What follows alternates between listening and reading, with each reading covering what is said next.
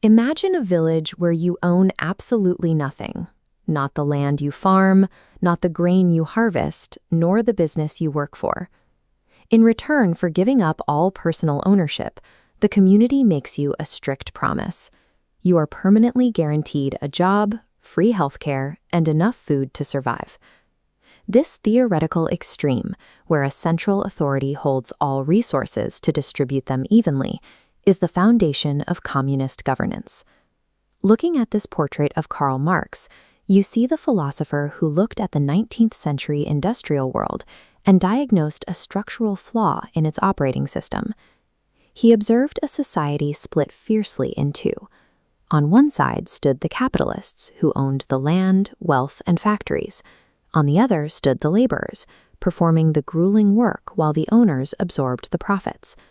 Alongside Friedrich Engels, who is pictured here, Marx wrote the 1848 Communist Manifesto. Their proposed patch to this inequality was for laborers to start a revolution and seize power. To rewrite the economy in favor of the laborer, these thinkers envisioned a new kind of state, one with the authority to dismantle private ownership entirely and manage all production from the center. This factory floor and that hanging banner of Lenin illustrates the first mechanical step. A communist state confiscates all private property, pulling factories, mines, railways, and banks completely under government ownership. The theoretical blueprint became reality after the 1917 Russian Revolution, as seen in these armed soldiers. They paved the way for the Soviet Union to become the world's first sprawling industrial machine. With the resources seized, the state executes an equality mandate.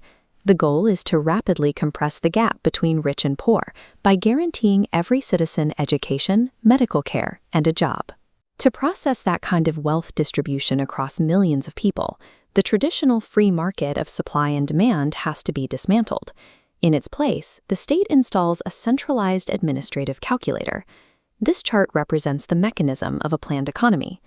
As we see here, instead of letting individual businesses compete and react to consumers, the state acts as an omniscient calculator, ingesting the whole economy to figure out the nation's needs. The machine first decides exactly what products the country will manufacture. Second, it calculates the precise quantity of those goods to produce, assigning strict output quotas. Third, it locks in the mandated price of every single item, overriding any market fluctuations. And finally, it dictates exactly who will perform the labor, systematically assigning citizens to specific roles. This is where a communist system diverges from socialism. While socialism allows for limited private property and democratic elections, communism requires near total collective assimilation of both the property and the people. Looking at the expansive scale and uniformity of the Chinese Communist Party assembly, you can see how this system sustains itself. To protect a centralized economy from interference, the state demands the authority of a single ruling party and tight control over the media. When a state attempts to manage an entire national economy manually, political authoritarianism emerges as the primary tool to enforce the plan. As these laborers operating a state-run wool machine show, the system did produce measurable social outputs. It directed significant aid to the poorest citizens, restricted extreme wealth hoarding, and could drive unemployment to near zero by simply mandating that everyone work. But centralized planning causes immediate friction at the human level.